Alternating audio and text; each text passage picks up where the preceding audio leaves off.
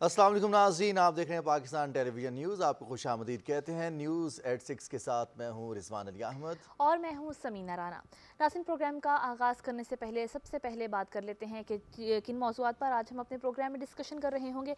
वज़ीर-ए-आज़म इमरान खान ने सेहत कार्ड प्लस प्रोग्राम की कामयाबी पर खैबर पख्तूनख्वा हुकूमत को मुबारकबाद दी है। सेहत कार्ड प्लस प्रोग्राम, ये जो सेहत कार्ड प्रोग्राम है, ये कितना बड़ा रिलीफ है आवाम के लिए और इससे पूरे पाकिस्तान में कितने लोग मुस्तफ़ीद हो रहे हैं, इस पर भी हम बात करेंगे। और इसके बाद जो हमारा दूसरा टॉपिक है वो एक स्टेटमेंट शामिल करेंगे वफाकी वज़ीर हवाबाजी गुलाम सरवर खान की। उन्होंने कहा कि वज़ीर-ए-आज़म इमरान खान ने अमेरिका को अड्डे देने से इनकार किया है, ये एक निडर लीडर का विजन है। और उन्होंने ये कहा कि पाकिस्तान ने अपना एक उसूली मौक़िफ़ और अपना नुक्ता नज़र पूरी दुनिया के सामने रख दिया है और पाकिस्तान अब वो फैसले करेगा जो कि पाकिस्तान के मफाद में होंगे, अवाम के मफाद में होंगे, कौमी सलामती के मफाद में होंगे। इस पर बात करेंगे और इसके बाद हम कुछ मईशत के हवाले से भी एक खबर अपने प्रोग्राम में शामिल करेंगे। और मैशत चूँकि अब पाकिस्तान में हुकूमत पाकिस्तान वज़ीर-ए-आज़म इमरान खान का विजन ये है कि हम मैशत को सयाहत के साथ कनेक्ट करके सयाहत को फ़रोग़ देकर मैशत को बेहतर करने के लिए और ख़ास तौर पर उन इलाकों की तरक्की और फ़रोग़ के लिए जहाँ पर गुरबत है या फिर वहाँ पर मकामी लोगों को रोज़गार फ़राहम करने के लिए हुकूमत की तरजीह है। तो सयाहत के हवाले से भी बात करेंगे। गिलगित बल्तिस्तान की आज जो सयाहत की पॉलिसी है, इस पर बात करेंगे और साथ साथ कोशिश ये करेंगे कि हम वज़ीर सयाहत से बात भी कर सकें। और गिलगित में चूँकि अब सीज़न भी है तो इसमें क्या पेशरफ्त है और सयाहों के लिए क्या सहूलियात हैं। साथ ही साथ आज के प्रोग्राम में चूँकि सारे हमारे नाज़रीन जानते हैं कि आज आलम लोहार साहब की 42वीं बरसी भी मनाई जा रही है। इस हवाले से भी हम उनकी ज़िंदगी के हवाले से, उनके फ़न के हवाले से भी आज के प्रोग्राम में ज़िक्र करेंगे और साथ ही साथ दीगर कुछ रिपोर्ट्स भी आज के प्रोग्राम में शामिल होंगी। बिल्कुल जी, तो प्रोग्राम का बाकायदा आगाज़ कर लेते हैं और सबसे पहले हेल्थ कार्ड, सेहत कार्ड के हवाले से बात करेंगे। वज़ीर-ए-आज़म इमरान खान ने सेहत कार्ड प्लस प्रोग्राम की कामयाबी पर खैबर पख्तूनख्वा की हुकूमत को मुबारकबाद दी है और वज़ीर-ए-आज़म इमरान खान ने इस हवाले से एक ट्वीट किया है।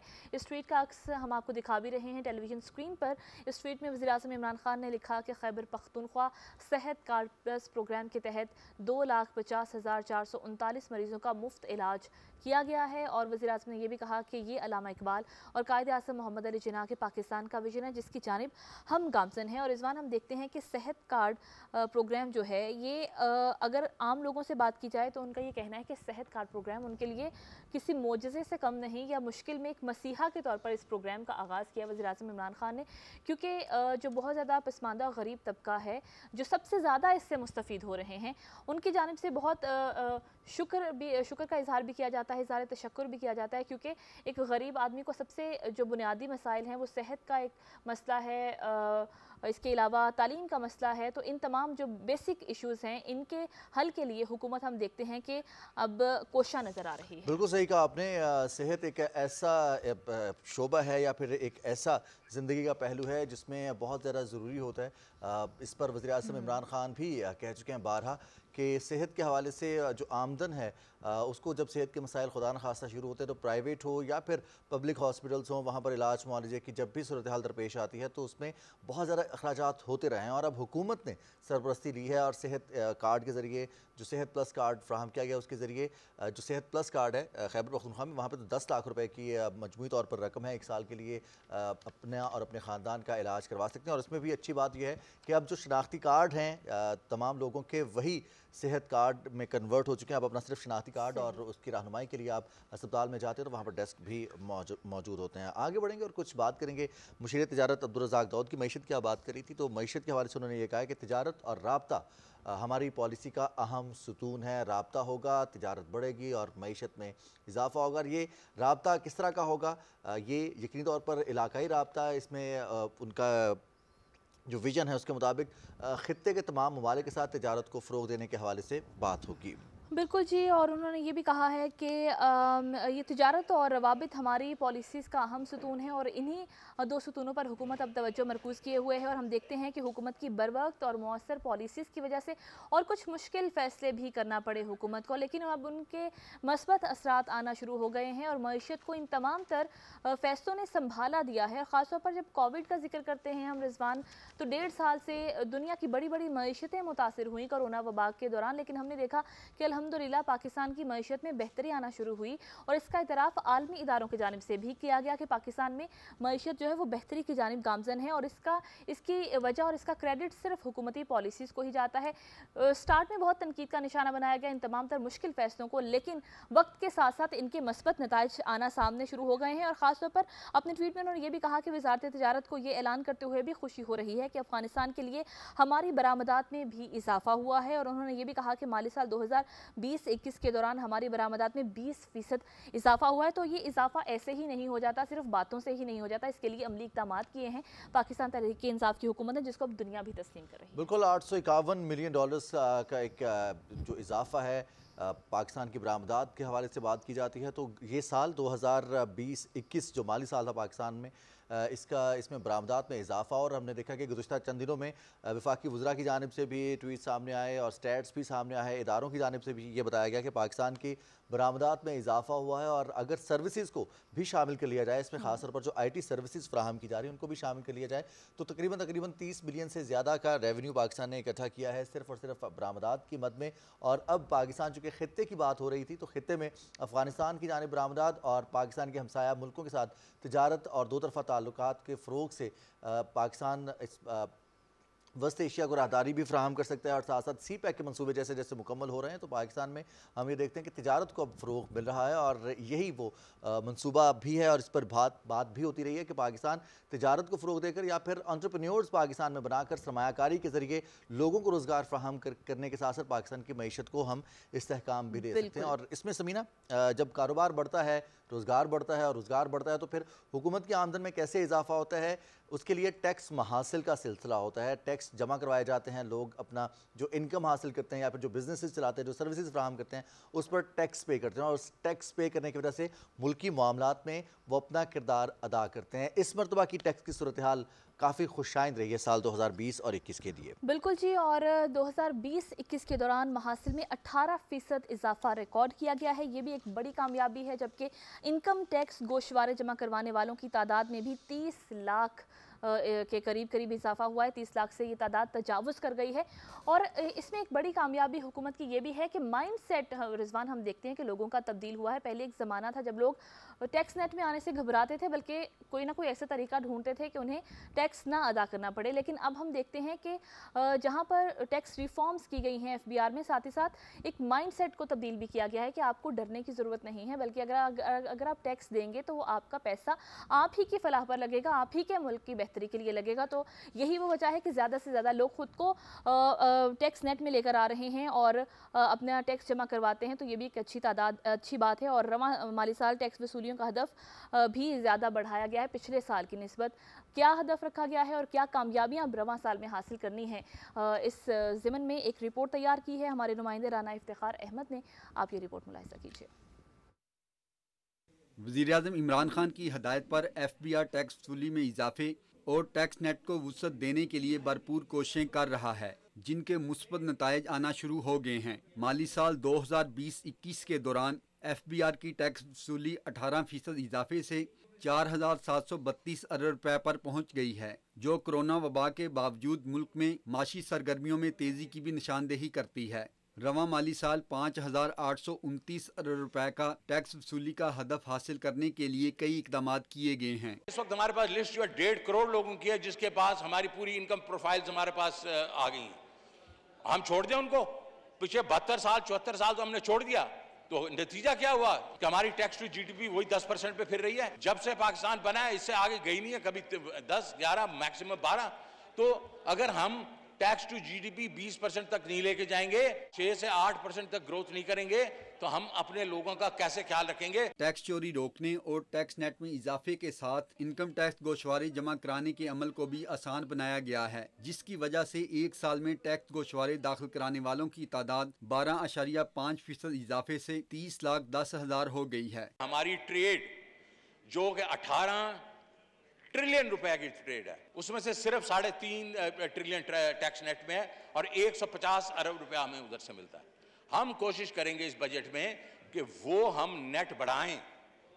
जब वो नेट बढ़ाएंगे तो अमाउंट ऑफ इनडायरेक्ट टैक्सेस जो है वो हमारे पास ज्यादा इकट्ठा होगा, लेकिन कंज्यूमर पे कर रहा है। अभी वो सेल्स टैक्स ले रहे हैं, वो हमें नहीं दे रहे। तो जब हम उनसे लेंगे तो हमारा जो बेसिकली बेस तो बढ़ेगा।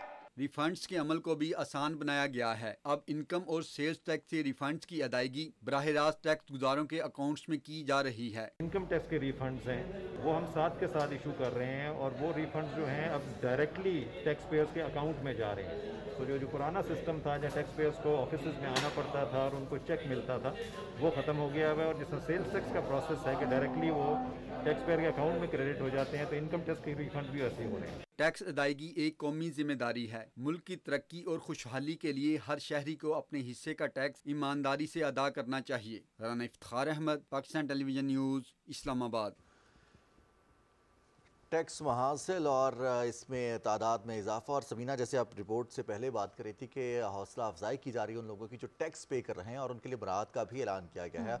और टैक्स की वजह से वो बिजनेसमैन जो कि कारोबार कर रहा है पाकिस्तान में, उनके लिए अवार्ड्स का भी सिलसिला शुरू किया गया है। तो ये एक अच्छी रिवायत है और बहुत सारी बरात इस सिलसिले में भी है कि जो टैक्स पे करते हैं उनके लिए बहुत सारी सब्सिडीज़ अवेलेबल है। जैसे अगर आप इनकम टैक्स पे कर रहे हैं या फिर आप एक्टिव टैक्स फाइलर हैं तो आपके लिए गाड़ी की रजिस्ट्रेशन में या फिर बाकी जो सहूलतें हैं वहाँ पर काफ़ी रियायतें मौजूद हैं। बिल्कुल जी, और इसी वजह से हम देखते हैं कि लोग खुद को रजिस्टर कर रहे हैं और टैक्स पे करने को प्रेफर करते हैं।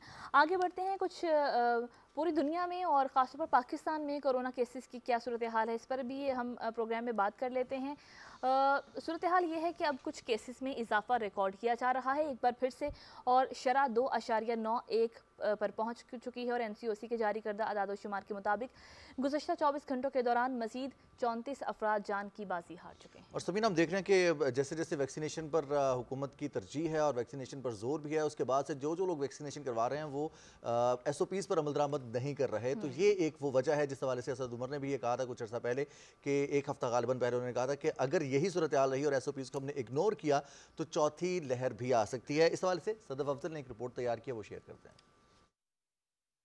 National command and operation centre के जारी करदा आदादो शुमार के मुताबिक गुज़िश्ता 24 घंटों के दौरान मुल्क भर में कोरोना मस्बत केसेस की शरह 2.91% रही। 1400 नए केसेस रिपोर्ट हुए जबकि मजीद 34 अफराद जान की बाजी हार गए। गुज़िश्ता 24 घंटे के दौरान 48,027 अफराद के टेस्ट किए गए। मुल्क में कोरोना से जाँ बहक अफराद की मजमूई तादाद 22,379 हो गई है। मुल्क भर में वैक्सीनेशन का अमल भी तेजी से जारी है। मजमूई तौर पर पूरे मुल्क में अब तक 1.63 करोड़ से जायद वैक्सीन की खुराकें लगाई जा चुकी हैं। वफाकी वजीर मनसूबाबंदी और तरक्की असद उमर ने अपने ट्वीट में कहा है कि अमरीकी वैक्सीन मोडर्ना की 25 लाख खुराकें मौसूल हो चुकी हैं। उनका कहना है कि मोडर्ना वैक्सीन खसूसी तौर पर उनके काम आएगी जिन्हें काम या तालीम के सिलसिले में बैरून मुल्क सफर करना है, क्योंकि कई ममालिक में जाने के लिए मखसूस वैक्सीन ही काबिल कबूल हैं। बहैसियत कौम हम सबकी जिम्मेदारी है कि वैक्सीनेशन के लिए जल्द अज जल्द खुद को रजिस्टर करवा कर अपना तहफ़्फ़ुज़ यकीनी बनाएं और SOPs पर सख्ती से अमल करें। दूसरी जानिब national command and operation centre के मुताबिक सिविल एविएशन अथॉरिटी ने परवाजों की मनसूखी की वजह से कतर एयरलाइन को मुतासरा मुसाफिरों को सहूलियात देने का हुक्म दिया है। 8 जुलाई तक हुक्मनामे पर अमल न करने पर तादीबी कार्रवाई की वार्निंग भी दी है। Sadaf Afzal, Pakistan television news, Islamabad. सदफ अफजल की ये रिपोर्ट और इसमें कोरोना की ताज़ा तरीन सूरत हाल और एक मरतबा फिर थोड़ी सी तशवीश का इजहार किया जा रहा है कि 2.91% तक पहुँच गई है तादाद पॉजिटिविटी की। और चूँकि अभी भी टेस्ट किए जा रहे हैं 1400 के करीब आज भी पॉजिटिव केसेस सामने हैं, लेकिन जिससे हमने देखा गुज़िश्ता चंद हफ्तों में कि ये रेशो तकरीबन 1.5% तक पहुंच गई थी। और उसके बाद जो सेहतयाब मरीज़ हैं उनकी तादाद में भी इजाफा हुआ था और नए रिपोर्ट होने वाले केसेस काफ़ी हद तक कम हो गए थे। लेकिन एक मरतबा फिर जो आदाद शुमार जारी किए गए हैं NCOC की जानिब से, उससे ज़ाहिर ये हो रहा है कि इसमें बतदरीज इजाफा होना शुरू हो गया, जो कि काबिल तशवीश है। बिल्कुल जी, और दूसरी जानिब हुकूमत की जानिब से वैक्सीनेशन के हवाले से भी खातिर ख्वाह इक़दाम किए गए हैं। वैक्सीनेशन सेंटर्स हर जगह पर, हर ज़िला में, हर इलाके में मौजूद हैं। तो हम अपने प्लेटफॉर्म से यही लोगों से दरख्वास्त करेंगे कि आप ख़ुद को ज़्यादा से ज़्यादा रजिस्टर करवाइए, बल्कि अब तो वॉक इन वैक्सीनेशन हर उम्र के अफराद के लिए इसका आगाज़ हो चुका है। तो आप अपनी वैक्सीनेशन ज़रूर करवाइए। और वैक्सीनेशन करवाने के बाद रिजवान, आपने बड़ा अच्छा एक पॉइंट हाईलाइट किया था कि लोग ख़ुद को वैक्सीनेट तो करवा रहे हैं, लेकिन उसके बाद एहतियाती तदाबीर पर हम देखते हैं कि अमल करना छोड़ दिया है, जिसकी वजह से अब देखते हैं कि कुछ हद तक केसेस में इजाफा होना शुरू हो गया है। और दूसरी एक ये भी रीज़न सामने आ सकती है कि इस साल सैर व तफरीह की गर्ज से भी बहुत सारे लोग, बहुत बड़ी तादाद में सयाह जो हैं वो सयाहत का रुख कर रहे हैं, सियाती मकामात का रुख कर रहे हैं, गिलगित बल्तिस्तान या दीगर वादियों का रुख कर रहे हैं। तो उस वजह से भी हो सकता है कि केसेस में एक बार फिर से इजाफा रिकॉर्ड किया बिल्कुल जी, इसी पर बात करेंगे। डॉक्टर नासिर चौधरी साहब ने हमें ज्वाइन किया। अस्सलाम वालेकुम डॉक्टर साहब। क्या हाल है जी? ठीक ठाक हैं, खैरियत है? जी बिल्कुल डॉक्टर साहब, आपको खुशामदीद कहेंगे। बहुत शुक्रिया, आपने पाकिस्तान टेलीविज़न न्यूज़ के लिए वक्त निकाला। डॉक्टर साहब, क्या सूरत हाल है इस वक्त? अगर हम बात करें वैक्सीनेशन की, तो जिस तरह से वैक्सीनेशन के बाद SOPs पर अमल दरामद को लोगों ने एक साइड पर रख दिया है, फेस मास्क नज़र नहीं आते, हैंड सैनिटाइज़र, समाजी फासले का ख्याल नहीं रखा जा रहा, तो इस वक्त ताज़ा तरीन सूरत हाल क्या है? अब भी जो पेशेंट्स हैं वो रिपोर्ट हो रहे हैं, क्योंकि हम देखते हैं कि बहुत सारे लोग तो टेस्ट भी नहीं करवाते रहे इससे पहले। सिम्टम्स अगर आ गए हैं तो वो अपने घर पर ही खुद को महफूज कर लेते हैं, और या फिर करंतना तो करते थे कुछ लोग, लेकिन बहुत सारे लोग इस चीज़ को भी मद्देनजर नहीं रखते थे कि हम दूसरों तक ना ये फैला दें बीमारी।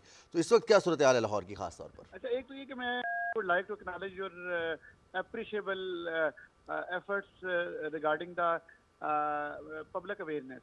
ठीक है, आपने हमेशा पब्लिक लोगों को बड़ा अच्छा स्ट्रॉन्ग एक मैसेज दिया और पब्लिक को अवेयर किया है रिगार्डिंग द कोविड। अच्छा, उससे अगर वैक्सीन के हवाले से अगर आप देखें तो गवर्नमेंट की बड़ी एक इसमें एक कह लें कि एक डिटरमेंट किस्म की इसमें एफर्ट्स हैं कि लोगों को as early as possible vaccinate किया जाए।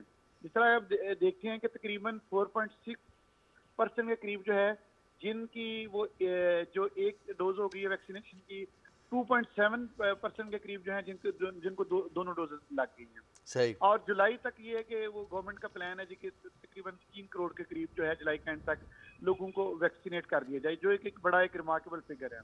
अब आते हैं आपकी जो क्वेश्चन की तरफ। ये बड़ा वैलिड क्वेश्चन है। देखिए, अल्हम्दुलिल्लाह हम अभी सेफ जोन में हैं। इस जो थर्ड वेव से अल्हम्दुलिल्लाह हम सक्सेसफुली निकल रहे हैं।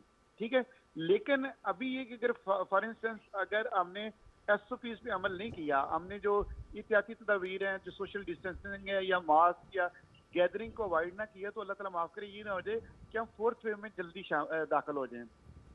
और अभी मैं आपको क्लियरली बताऊं कि अभी हमारे अपने एक कोलीग थे जो इनका मेडिकल इंडस्ट्री से उनका तल्लक है, वो अनफॉर्चुनेटली वैक्सीनेशन के बावजूद अभी वो वेंटिलेटर पे हैं। तो इसलिए अगर जो वेरी स्मॉल प्रोपोर्शन है, ये बड़ा इनसिग्निफिकेंट सा प्रोपोर्शन है कि जिनको वैक्सीनेशन के बाद सीवियर डिजीज होती है। अदरवाइज बहुत सारे जो लोग हैं उनको बड़ी सुपरफिशियल सी जो और माइल्ड लेवल की डिजीज होती है। लेकिन अब इससे साबित हुआ, जो मैं बता रहा हूँ कि हमारी मेडिकल की इंडस्ट्री का बंदा वैक्सीनेशन के बावजूद वेंटिलेटर पे है। तो ये लोगों को जैसे और भी हमें लोगों को एजुकेट करना है, अवेयर करना है कि कहीं खदान हादसा हम SOPs पे अमल ना करने की वजह से फिर चौथी वेव और इस पे किसी डिजास्टर में ना दाखिल हो जाए। बिल्कुल डॉक्टर साहब, आपने ठीक कहा है कि अगर अमल नहीं किया गया तो फिर चौथी वेव का सामना भी करना पड़ सकता है। और डॉक्टर्स की जानिब से ये भी खदशा जाहिर किया गया है कि जो फोर्थ वेव हो सकती है वो उसका स्प्रेड रेशो हो सकता है इससे भी ज़्यादा तेज़ हो, तो बचने की ज़रूरत है। पाकिस्तान में वैक्सीनेशन को लोगों ने इतना संजीदगी से लिया है, इतना उससे खौफ में मुब्तला है जितना कोरोना से नहीं है शायद।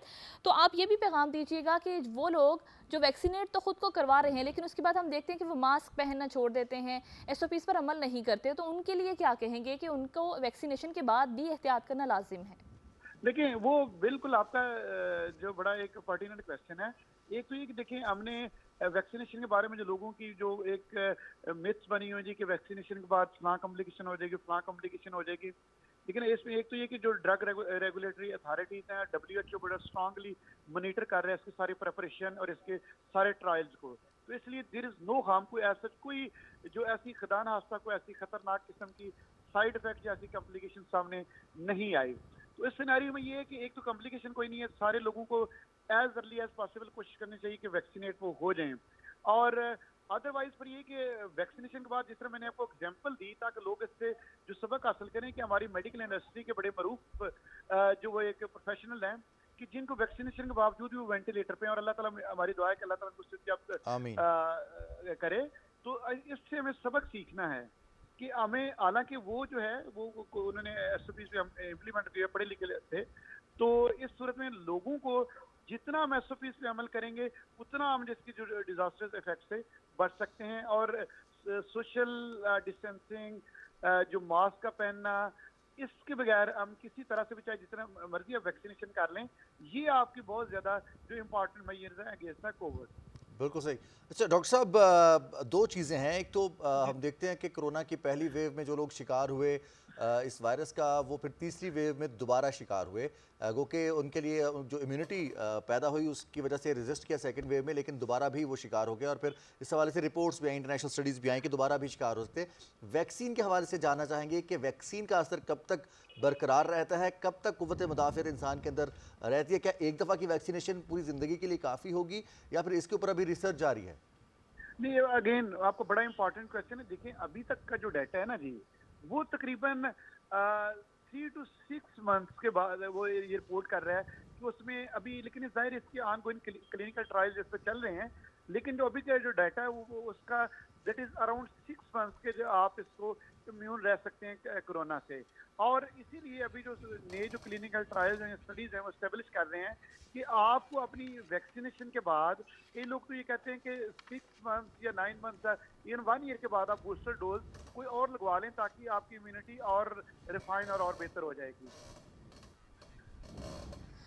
बहुत शुक्रिया डॉक्टर नासिर चौधरी साहब, इस वक्त आप हमारे साथ मौजूद थे और उनकी जानिब से कहा गया कि एक बार फिर से केसेस में इजाफा रिकॉर्ड किया जा रहा है, जो कि तशवीशनाक है। और अगर एहतियाती तदाबीर पर अमल नहीं किया गया वैक्सीनेशन करवाने के साथ साथ, तो ये भी ख़तरा है कि जैसे अभी हम तीसरी लहर से तो निकल रहे हैं, लेकिन कहीं चौथी लहर का सामना ना करना पड़ जाए, क्योंकि दुनिया में सूरत हाल तो अभी भी बहुत ज़्यादा ख़राब है। ख़ासतौर पर हमसाया मुल्क अगर भारत की बात करें तो वहाँ तो सूरत हाल बहुत ही ख़राब है। इसके अलावा ब्राज़ील में भी सूरत हाल ख़राब है, लेकिन पाकिस्तान में अल्हम्दुलिल्लाह सूरत हाल कदरे कंट्रोल में है। अगर एहतियात ना की गई तो फिर सूरत हाल एक बार फिर से बिगड़ सकती है। और ख़ासतौर पर उन लोगों से भी हम बात करना चाहेंगे, वो जो सयाहत के बहुत शौकीन हैं और ख़ासतौर पर इस मौसम को सैर व सयाहत के लिए बड़ा अच्छा मौसम माना जाता है।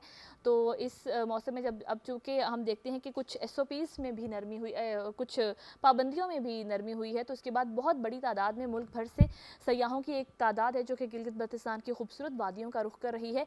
वो लोग जो सयाहत की गर्ज से कहीं जा रहे हैं तो वो भी SOPs पर अमल करें, ताकि अगर आप कहीं जा भी रहे हैं तो कोरोना का शिकार ना हो जाएं। और अगर एक बार फिर से केसेस में इजाफा होता है तो एक बार फिर से लॉकडाउन की जानिब या फिर स्मार्ट लॉकडाउन की जानिब ना जाना पड़े। बिल्कुल। और अगर आप सयाहत के लिए जाना चाहते हैं तो उसके लिए मकामी हुकूमतों की जानिब से उन इलाकों में जहाँ आप विज़िट करना चाहते हैं, जो भी सियाहती मकामात आप जाना चाहते हैं, उनको विज़िट करने के लिए ज़रूरी है कि आपके पास वैक्सीन सर्टिफिकेशन मौजूद हो। और इसके लिए चूँकि आपने ट्रैवल करना है, आप फैमिली के साथ ट्रैवल कर रहे हैं, आप दोस्तों के साथ ट्रैवल कर रहे हैं, या फिर अपने अपने कुलीग्स के साथ अगर आप ट्रैवल कर रहे हैं, तो मेक श्योर ये करना है कि तमाम के तमाम लोगों के पास वैक्सीन सर्टिफिकेशन मौजूद हो। ये ना हो कि चंद के पास हो और चंद के पास ना हो, क्योंकि एक ये थॉट होती है समीना कि चलें कुछ के पास है तो हम एडजस्ट कर लेंगे या फिर करवा लेंगे। तो खुदा ये वो मामलात नहीं है जिनको हम नज़रअंदाज कर दें या फिर जिन्हें हम खैर है कहकर आगे गुजर जाएं और फिर उसकी वजह से खुदा न खासा वही शख्स जो कोरोना से, जिन्होंने कोरोना वैक्सीन की सर्टिफिकेशन नहीं करवाई हुई या फिर वैक्सीनेशन नहीं करवाई, वही इस चीज़ का बायस बने कि वो उन इलाकों तक इस बीमारी को पहुँचा दें और फिर वहाँ पर एक दफ़ा फिर पाबंदियाँ नाफिज करना पड़े। लोगों को जो SOPs है उस पर अमल दरामद करने के लिए हुकूमत को एक दफ़ा फिर मज़ीद सख्तियाँ करनी पड़े। हमने देखा कि पहली वेव में सख्त लॉकडाउन किया गया, स्मार्ट लॉकडाउन किया गया, सेकंड वेव में लोगों का कारोबार मुतासर हुआ और तीसरी वेव में हमने देखा कि रमज़ान मुबारक और ईद भी हमने कितनी सादगी से मनाई थी। ये तमाम चीज़ें इसलिए ज़रूरी हैं कि हम अपने मुस्तकबिल को महफूज बना सकें, हम इस बीमारी के ख़िलाफ़ जो हमारी जंग है उसको मज़ीद मजबूत बना सकें। इस पर मज़ीद बात भी करेंगे समीना। आई थिंक ब्रेक है, एक ब्रेक की तरफ जाना है, ब्रेक के बाद वापस आएंगे, हमारे साथ रहिए। हमारे साथ है MCB बर्क रफ्तार। ये मिनटों में पैसे पहुंचाए जब भी मैं चाहूँ मेरे बर्क रफ्तार रेमिटेंस अकाउंट में, जो मैं MCB की 1400 से ज़ायद ब्रांचेस में से किसी भी ब्रांच से आसानी से वसूल कर सकती हूँ या ज़रूरत के मुताबिक ATM से निकाल सकती हूँ और हमारी हर ज़रूरत पूरी हो जाती है फौरन। MCB बर्क रफ्तार, फौरन से फौरी। MCB bank for life.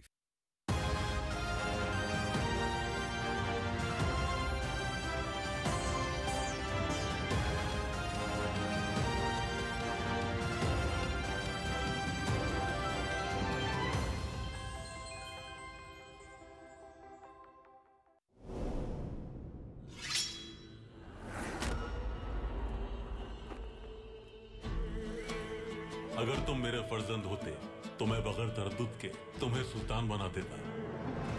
मेरे लिए इंसाफ का खिदमतगार बनना जहान का सुल्तान बनने से बेहतर होगा। जबान से निकला एक गलत लफ्ज आपकी जान ले लेता है। अब तुम्हारा सर कलम होने का वक्त आ गया है। अर्तुगरुल अपना वादा जरूर पूरा करेगा। हमने उस सांप की अभी सिर्फ दुम काटी है, उसका सर काटना बाकी है। हलीमा, तलवारों की धार तेज कर लो। दुश्मन ने हमारी कमजोरी से फायदा उठाया है। आज के बाद अपनी बातें अपने पास ही रखो। तो वक्त आएगा तो सारी दुनिया देखेगी कि तलवार किसकी गर्दन पर हावी है। जुर्रत कैसे हुई तुम्हारी? ये इल्जामात आपको वापस लेना होंगे।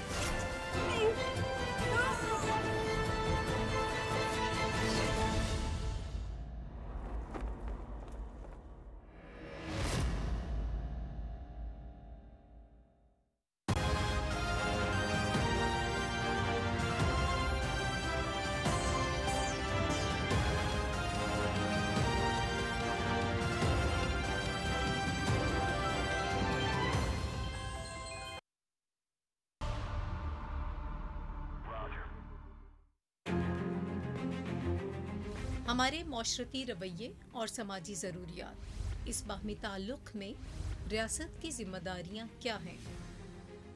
क्या मुल्क में सेहत व तालीम के मौक़े सबको मिल रहे हैं?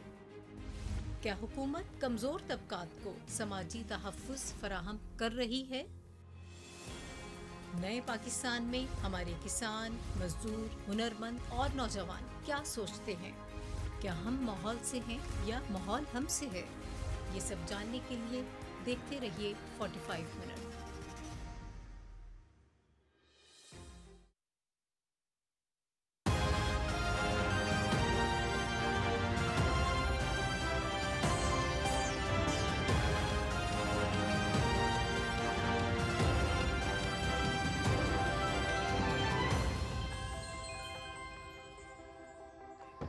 नाज़रीन, ब्रेक के बाद एक बार फिर से आपको खुशामदीद कहेंगे। प्रोग्राम में ब्रेक पे जाने से पहले जैसे हम बात कर रहे थे कि कोरोना के केसेस में एक बार फिर से इजाफा देखने में आ रहा है और अब शरह 2.91 पर पहुंच गई है और NCOC की जानिब से ये कहा गया है कि इससे पहले भी वार्न किया गया था कि अगर एहतियाती तदाबीर पर अमल नहीं किया गया, SOPs पर अमल नहीं किया गया तो चौथी लहर का सामना करना पड़ सकता है। और जैसे सैर व सयाहत के हवाले से रिजवान हम बात कर रहे थे कि बड़ी तादाद में सयाह भी गिलगित बल्तिस्तान की वादियों का रुख कर रहे हैं, तो उनसे भी हम यही रिक्वेस्ट करेंगे कि आप ज़रूर जाइए, अपने ट्रिप को भरपूर तरीके से एंजॉय कीजिए, लेकिन SOPs पर अमल करना बेहद ज़रूरी है। गिलगित बल्तिस्तान के वज़ीर सयाहत राजा नासिर अली खान इस वक्त हमें ज्वाइन किया, उन्होंने टेलीफोन पर। अस्सलाम वालेकुम राजा साहब। जी वालेकुम सलाम। बहुत बहुत शुक्रिया, आपने पाकिस्तान टेलीविजन न्यूज़ के लिए वक्त निकाला। राजा नासिर अली खान साहब, चूँकि सीज़न शुरू हो चुका है और कोरोना की पाबंदियों में नरमी हुई है, सयाहों की आमद ज़्यादा हो रही है गिलगित बल्तिस्तान, ख़ास तौर पर अगर फेरी मेडोज़ की बात की जाए तो वहाँ पर रश बढ़ता जा रहा है। क्या इंतजाम किए गए हैं गिलगित बल्तिस्तान हुकूमत की जानिब से? जी बहुत शुक्रिया। देखें जनाब, यहाँ पे सयाह इस वक्त माशाल्लाह से काफ़ी तादाद में इस वक्त स्कर्दू और गिलगित बल्तिस्तान का रुख कर रहे हैं, तो हम चाहते हैं कि वो आए, मोस्ट वेलकम हमारे इलाकों की तरफ आए, वो एंजॉय करें इस मौसम को भी और इस खूबसूरत इलाके को। लेकिन हम ये ज़रूर चाहेंगे कि वो अपने SOP के पर थोड़ा सा यहाँ पे जो हमारे जो मौजूदा हालात है, कोरोना की जो चौथी लहर इस वक्त सर उठाने लगे हैं, तो हम चाहेंगे कि आते रहें, लेकिन SOPs पे यहाँ पे आकर थोड़ा सा मार्केट्स और होटल्स और जहाँ पे भी पब्लिक मकामात के ऊपर वो SOPs का ख्याल रखें। वैक्सीनेशन करके आए और यहाँ पे भी अवेलेबल है, लोग काफ़ी तादाद में वैक्सीनेशन कर रहे हैं। यहाँ पे भी लोगों में काफ़ी शोर पैदा हुआ है कि वो खुद जाके पब्लिक मकामात पे वैक्सीनेशन मौजूद है, एयरपोर्ट के ऊपर भी है, तो ज़रूर आइए। टूरिस्ट को हम रोकेंगे नहीं बल्कि हम वेलकम करेंगे, लेकिन SOPs पे ज़रूर अमल करें। बिल्कुल आपने ठीक कहा है राजा नासिर साहब के SOPs पर अमल बेहद ज़रूरी है। ये बताइएगा कि गिलगित बल्तिस्तान गवर्नमेंट की जानिब से क्या इकदाम किए गए हैं और ख़ासतौर पर अगर किसी जगह पर या किसी हुजूम वाली जगहों पर देखने में आए कि लोग SOPs पर अमल नहीं कर रहे, तो वहाँ कैसे मेक श्योर किया जाता है कि यहाँ पर लोगों को समझाया जाए, गाइड किया जाए, अवेयर उनको किया जाए, अवेयरनेस दी जाए कि आप SOPs पर अमल कीजिए? जी बिल्कुल, यहाँ पे हाल ही में 1-2 दिन पहले कमिश्नर गिलगित बल्तिस्तान और गिलगित में भी और बल्तिस्तान में भी कमिश्नर्स ने हंगामी इजलास बुलाया था, जिसमें तमाम एडमिनिस्ट्रेटिव लेवल पे जितने भी हमारे डीसीज है, यहाँ के जो मुतल्लिका अफसरान है, उनको ये खुसूसी हिदायत की है कि जहाँ पे भी पब्लिक में क्राउड जहाँ पे होते हैं, जहाँ पे टूरिस्ट का फ्लो ज्यादा है, उन मुकामात पे SOPs पे स्ट्रिक्टली फॉलो किया जाए, मास्क का इस्तेमाल करें, डिस्टेंस को फॉलो किया जाए क्राउड के में, ताकि आने वाली जो फेज है उसको हम इंशाल्लाह जिस तरह गिलगित बल्तिस्तान में पिछली जो कोविड के दौरान भी बहुत ही लोगों ने तावन किया है, आने वाले लोगों ने भी तावन किया है, तो हम चाहेंगे कि टूरिस्ट के साथ भी यही जो लोकल लोग यहाँ पे SOPs पे फॉलो कर रहे हैं जिस तरह से, तो टूरिस्ट भी लाजमी तौर पर यहाँ की जो एडमिनिस्ट्रेशन के साथ तावन करें और क्राउड में और जहाँ होटल्स वगैरह या मार्केट्स में या कहीं पे भी वो जाते हैं तो फिर SOPs पे अमल करवाएं। तो एडमिनिस्ट्रेशन भी काफी स्ट्रिक्ट है इस दफा, तो इवेंट सारे हमने पोस्टपोन करवा दिया है, जितने हमारे मेगा इवेंट्स थे। इसी वजह से रामा पोलो फेस्टिवल था और TDK, उसके बाद हमारे यहाँ कोर्ट रिजर्व रैली थी शिगर में, तो ये सारे अभी कोविड की वजह से हमने फिलहाल इसको पोस्टपोन कर दिया गया है। ठीक है राजा साहब, इस वक्त सूरत हाल ये है कि चूँकि जब से सयाहत को सनत का दर्जा दिया गया है, वज़ीर-ए-आज़म इमरान खान ने सयाहत के फ़रोग के लिए खुसूसी इक़दाम करने के लिए खुसूसी हिदायत भी जारी की हैं। उसके बाद से हम देख रहे हैं कि बैरून मुल्क से तो सयाह आएंगे ही आएंगे, लेकिन पाकिस्तान से इस साल ख़ास तौर पर बहुत बड़ी तादाद में तलबा भी हैं, नौजवान भी हैं जो कि सयाहत की गर्ज से पाकिस्तान के इन खूबसूरत इलाकों को देखना चाहते हैं जो कि जन्नत नज़ीर वादियाँ हैं, लेकिन वो इन्फॉर्मेशन क्या हासिल किए, या तो सोशल मीडिया का इस्तेमाल कर रहे हैं या फिर उन लोगों से मालूमात इकट्ठी करने की कोशिश करते हैं जो पहले 1 या 2 मरतबा विज़िट कर चुके हैं। तो ऐसे लोगों के लिए जो पहली मरतबा विज़िट कर रहे हैं, उनकी मालूमात के लिए, क़यामत आम के लिए फ्यूल का क्या इंतज़ाम होगा, रास्ते किस तरह के होंगे, होटल्स की क्या सूरत हाल है, उनके लिए कोई मरबूत निज़ाम कायम किया गया है हुकूमत की जानिब से, गिलगित बल्तिस्तान हुकूमत की जानिब से? जी बिल्कुल, मैं आपको क्लियरली बताना चाहूँगा कि गिलगित बल्तिस्तान टूरिज्म का अपना एक वेब पेज भी है जिसपे वो सारे इंफॉर्मेशन डिटेल्स इनके लिए मुयसर है। उसके बाद फ्यूल स्टेशन सारे जगहों पे तकरीबन गिलगित बल्तिस्तान के अंदर इस वक्त मौजूद है कोई इसमें आपके लिए। और उसके बाद टूरिस्ट इंफॉर्मेशन सेंटर्स हम हर जगह पर इस वक्त कायम कर रहे हैं जहाँ पे वो सारी सहूलियात और इंफॉर्मेशन ले सकते हैं। उसके साथ साथ एक और पॉजिटिव बात यह है कि यहाँ पे हर जगह हमने टूरिस्ट पुलिस का जो इनकाद की एक सिस्टम को चलाया है कि जिसकी वजह से टूरिस्ट को काफी इससे फैसिलिटेशन मिल रहा है और गाइडेंस भी मिल रहा है। अगर इन केस अगर कहीं पे रास्ते में गाड़ियों के लिए मसला हो या कोई इशू आ जाते हैं, रोड ब्लॉक्स होते हैं, तो वहाँ पे हमारे टूरिस्ट पुलिस होते हैं जिनकी वजह से काफी मुश्किलात का सामना नहीं करना पड़ता है। वो इनको गाइडलाइन भी देते हैं और हेल्प भी करते हैं। जी ठीक है राजा नासिर साहब, बहुत शुक्रिया आपके वक्त का। इस वक्त हमारे साथ मौजूद थे गिलगित बल्तिस्तान के वज़ीर सयाहत राजा नासिर अली ख़ान साहब, और उनकी जानिब से ये कहा गया कि जो सयाह आ रहे हैं सैर व तफरीह की गर्ज से उन्हें वेलकम करते हैं, लेकिन साथ ही साथ उनसे हम ये गुजारिश भी करेंगे कि आप ज़रूर आइए, अपने ट्रिप को एंजॉय कीजिए, लेकिन SOPs पर अमल करें, कहीं ऐसा ना हो कि चौथी लहर का सामना करना पड़े, क्योंकि सूरत हाल एक बार फिर से बिगड़ने का अंदेशा है और इसकी वार्निंग भी NCOC की जानिब से पहले से दी गई है। और साथ साथ उन्होंने ये भी कहा कि गिलगित बल्तिस्तान गवर्नमेंट की जानिब से भी खुसूसी इक़दाम किए जा रहे हैं। कोई भी ऐसा स्पॉट, ऐसा पॉइंट जहाँ पर ज़्यादा तादाद में लोग जमा होते हैं तो वहाँ पर कोशिश की जाती है गवर्नमेंट की जानिब से कि SOPs पर अमल करवाया जाए। और साथ ही साथ उन्होंने ये भी कहा कि जो सयाह आ रहे हैं, क्योंकि ये मौसम सयाहत के लिए के हवाले से बड़ा बेहतरीन मौसम है, बड़ा ज़बरदस्त मौसम माना जाता है। इस मौसम में लोग बड़ी तादाद में निकलते हैं और ख़ासतौर पर गिलगित बल्तिस्तान का रुख करते हैं, तो वहाँ पर उन्होंने ये कहा कि हम भरपूर कोशिश कर रहे हैं कि एक तो मकामी लोगों का भी ज़ाहिर है इससे रोज़गार जुड़ा हुआ है और सयाहों को भी वेलकम करेंगे, लेकिन आप एहतियात कीजिए और SOPs पर अमल करें। और चूँकि इस गर्मी के मौसम में टेम्परेचर इस मरतबा दुनिया के बहुत सारे ममालिक में रिकॉर्ड्स टूटे हैं टेम्परेचर बुलंद होने के, तो पाकिस्तान में भी बहुत सारे इलाके ऐसे जहाँ पर शदीद गर्मी है और कुछ इलाकों में तो कल बारिश हुई और उसके बाद मौसम खुशगवार हुआ, लेकिन इसके बावजूद बड़ी तादाद में लोग ठंडे इलाकों का रुख कर रहे हैं और चंद छुट्टियाँ वहाँ पर चंद दिन गुजारने की कोशिश कर रहे हैं। और फिर सिर्फ दिन ही नहीं है, सयाहत के लिए बहुत सारी यादें और बहुत सारी मेमोरीज़ भी इकट्ठी की जाती हैं। लेकिन इस मौके पर हम आपसे एक रिक्वेस्ट ये भी करेंगे कि जिस भी इलाके में जाएँ, आप जो भी अशिया आपके साथ, आप खाने पीने की अशिया लेके जाते हैं, आप अपने इस्तेमाल की अशिया लेके जाते हैं, तो वहाँ पर सफाई का ख़ास ख्याल ज़रूर रखिए, क्योंकि टूरिज़म के लिए ये हमारा मुल्क है, ये हमारे सियाहती मकामात हैं, हमें इनकी सफाई का खुद ख्याल रखना है और यही पाकिस्तान की पहचान है, हमारी बतौर कौम रिप्रेजेंटेशन है पूरी दुनिया के सामने।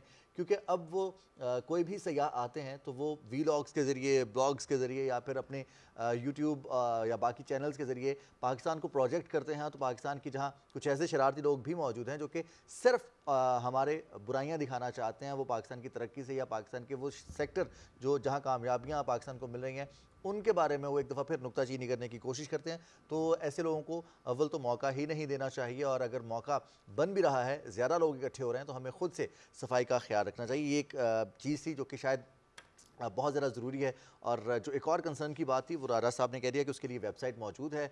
राजा नासिर अली खान वज़ीर सयाहत हैं गिलगित बल्तिस्तान के, उन्होंने कहा कि वेबसाइट बाकायदा मौजूद है। और समीना, हमारे यहाँ शायद वेबसाइट्स के ज़रिए इंफॉर्मेशन हासिल करने का अभी उस तरह से रुझान जो है वो बड़ा नहीं है। बिल्कुल जी, इसकी वजह ये भी है कि ख़ासतौर पर कुछ ऐसे एरियाज़ भी हैं, जैसे गिलगित बल्तिस्तान का रुख करें आप तो बहुत सारी ऐसी जगह हैं जहाँ पर आपको नेटवर्क नहीं मिलता, या फिर जैसे भी आपने बात की रिजवान कि अवेयरनेस नहीं है, या फिर हमें इतना शऊर नहीं होता कि अगर हमें कोई रास्ता मालूम नहीं, कोई जगह मालूम नहीं है या किसी चीज़ की इन्फॉर्मेशन लेनी है या अपने पूरे ट्रिप को प्लान करना है, तो उसके लिए आप वेबसाइट का इस्तेमाल कीजिए। बहुत सारी ऐप्स मुतारिफ़ करवा दी गई हैं अब तो, जो कि आपको गाइड करती हैं। टूर गाइड एक कंप्लीट आपको अवेलेबल होता है, तो आप यकीनन टेक्नोलॉजी का इस्तेमाल भी कीजिए। और ख़ास तौर पर जैसे रिजवान अभी आपने बात की थी कि सफाई का बहुत ख्याल रखिए, क्योंकि अगर आप अपने ट्रिप को यादगार बना रहे हैं तो उन इलाकों की खूबसूरती को क्यों मुतासिर कर रहे हैं। अभी हालिया जो वज़ीर आज़म इमरान खान ने विज़िट किया था उसमें भी उन्होंने कहा कि तमाम लोग और जो वज़रा हैं वो भी इन इलाकों की सफाई का ख़ास ख्याल रखें।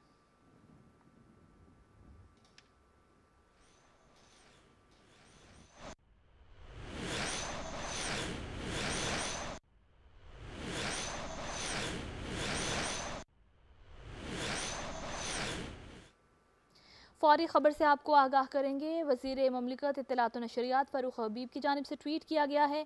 उन्होंने कहा कि आलमी सतह पर होने वाली महंगाई के कम से कम असरात पाकिस्तान के अवाम तक पहुँचे हैं। दुनिया की मंडियों में खुर्दनी तेल की कीमतों में 124%, जबकि यहाँ पर 88%, मकई की कीमतों में 88%, सोयाबीन 73%, अनाज और दूध में 34% इजाफा हुआ है। लेकिन पाकिस्तान में इस महंगाई के असरात बहुत कम पहुँचे हैं। उन्होंने कहा कि आलमी सतह पर जितनी भी महंगाई हुई है, कम से कम असरात पाकिस्तानी अवाम तक पहुँचे हैं और कोविड-19 के असरात से पूरी दुनिया की मईशतें मुतासिर हुई हैं। मगर वज़ीर आज़म इमरान खान की क़यादत में GDP 4% से भी ज़्यादा बढ़ गई है और लोगों की कुव्वत ख़रीद में भी इजाफा देखने में आया है। वज़ीर ममलिकत इत्तलात व नशरियात फ़ारूक हबीब ने ट्वीट किया है इस हवाले से, और अपोजिशन के बारे में उन्होंने कहा है कि अपोजिशन ने एक दफ़ा फिर गलत अरादोशुमार और पाकिस्तान की तरक्की के हवाले से वो ख़ाइफ़ हैं, लिहाजा वो प्रोपेगेंडा कर रहे हैं। वज़ीर ममलिकत इत्तलात व नशरियात फ़ारूक हबीब ने यह कहा है कि अपोजिशन हक़ाइक़ को पस पुश डालकर तनकीद बराए तनकीद और पॉइंट स्कोरिंग की सियासत कर रही है। उन्होंने कहा कि गुज़िश्ता बरस कोरोना की वजह से दुनिया भर की मईशतें मुतासिर हुई हैं, ताहम पाकिस्तान ने इस साल 4% GDP के अहदाफ को हासिल किया और आने वाले साल में भी हम अपने अहदाफ को हासिल करेंगे। महंगाई की जहाँ तक बात है तो पूरी दुनिया में खाने पीने की अशिया महंगी हुई हैं और जो महंगाई के असरात हैं वो पाकिस्तान में उनके असरात बहुत कम दिखाई देते हैं। पाकिस्तान के अवाम पर महंगाई के असरात कम रहे आलमी सतह के मुकाबले में, लिहाजा पाकिस्तान में कोरोना के बावजूद पाकिस्तान की GDP ने, पाकिस्तान की मईशत ने बेहतर कारकर्दगी का मुजाहरा किया है। वज़ीर ममलिकत इत्तलात व नशरियात फ़ारूक हबीब ने कहा है कि आलमी इदारों की जानिब से दुनिया भर में दिहाई की सबसे ज़्यादा महंगाई इंडेक्स 40% बढ़ने के इंकशाफात हो रहे हैं।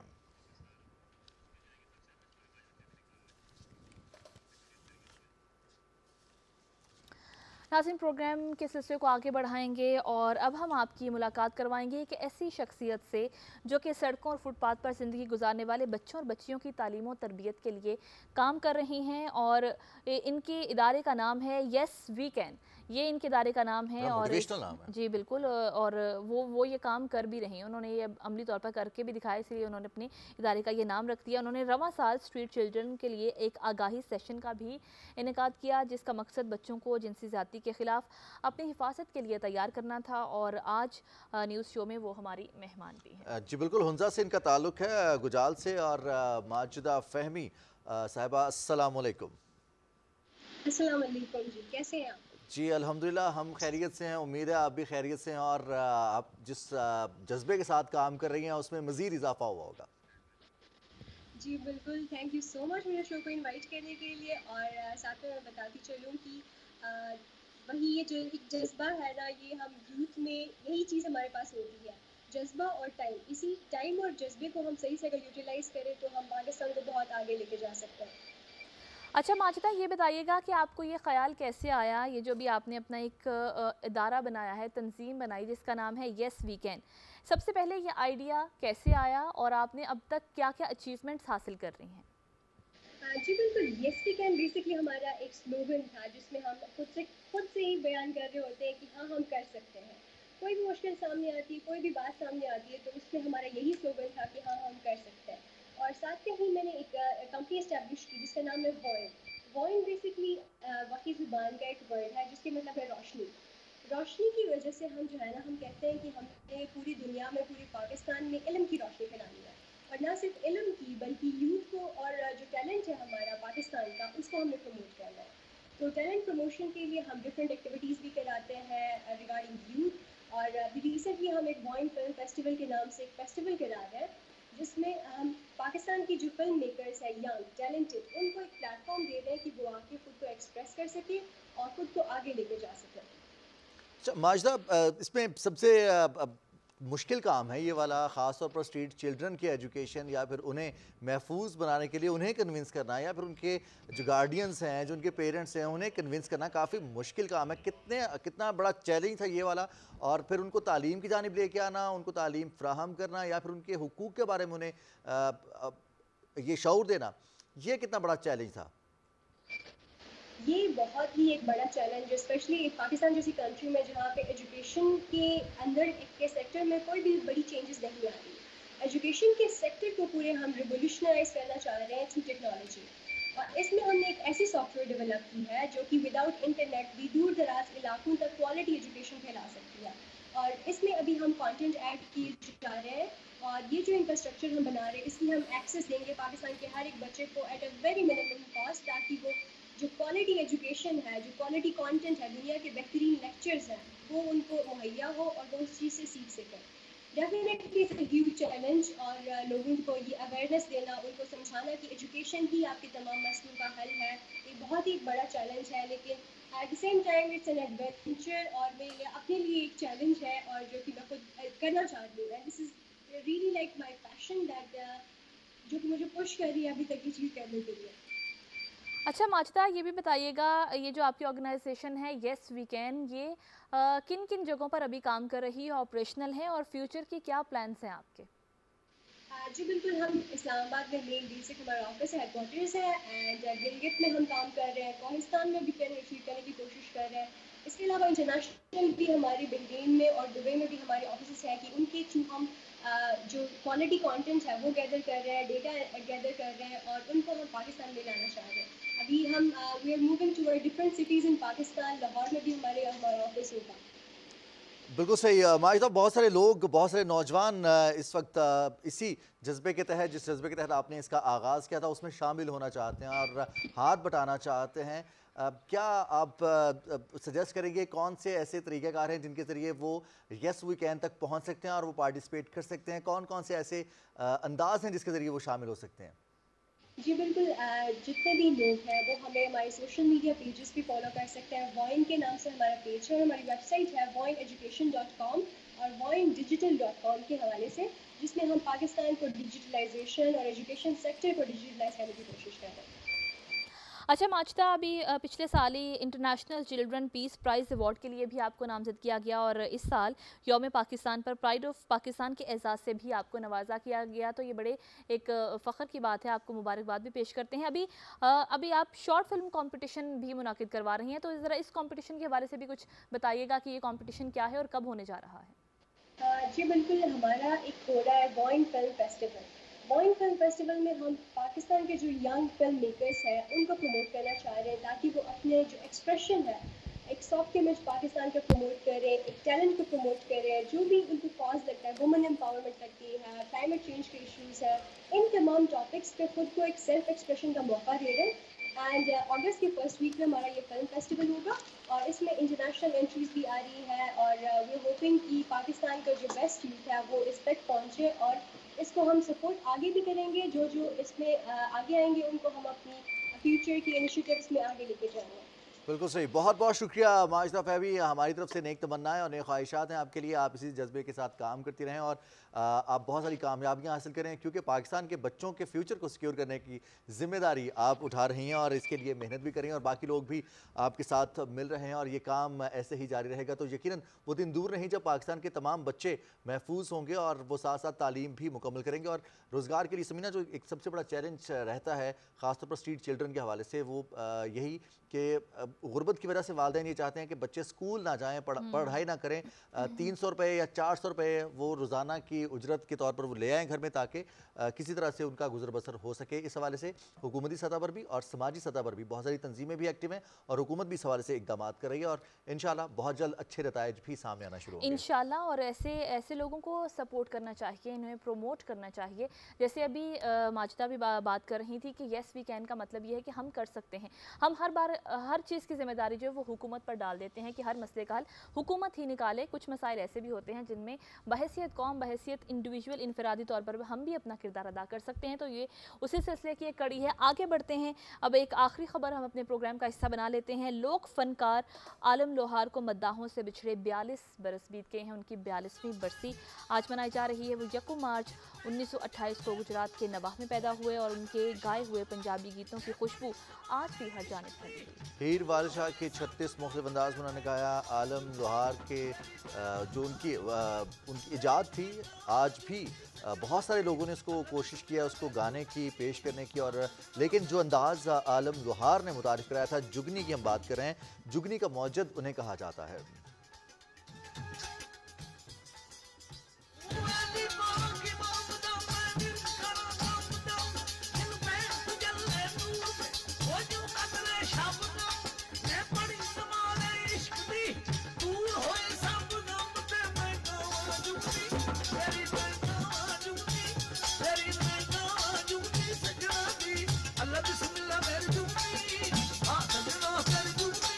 आलम लोहार ने नए साज के तौर पर चिमटे को मुतारिफ कराया और फिर चिमटे के ज़रिए शोहरत हासिल की। एक नया म्यूज़िक इंस्ट्रूमेंट सामने आया। आलम लोहार की फ़नी खदमात के सिलसिले में उन्हें बहुत सारे अवार्ड्स, एजाज़ात नवाजे गए हुकूमत पाकिस्तान की जानिब से, और जो उनके लोक गीत हैं वो भी अब भी लोगों के दिलों में वैसे ही तरोताज़ा है। बिल्कुल जी। और उनका इंतकाल 3 जुलाई 1979 को एक ट्रैफिक हादसे में हुआ था। लेकिन आलम लोहार के जितने भी गीत जो भी उन्होंने आज तक गाए, वो आज भी अहले ज़ौक़ के कानों में रस खोलते हैं। उनके गाए हुए गीत और पंजाब की शान इस गुलकार के बेटे आलम लोहार के फ़न को ज़िंदा रखे हुए हैं। उनके साहबजादे आरिफ लोहार, और उनके गीत भी उतने ही मकबूल हैं जितने उनके वालिद आलम लोहार के गीत मकबूल थे। नाज़रीन, इसके साथ ही हमारे न्यूज़ शो का वक्त ख़त्म हुआ चाहता है। रिजवान अली अहमद और समीना राना को हमारी प्रोग्राम टीम के हमरा इजाज़त दीजिए। अपना बहुत सारा ख्याल रखिए। अल्लाह ने के बाद।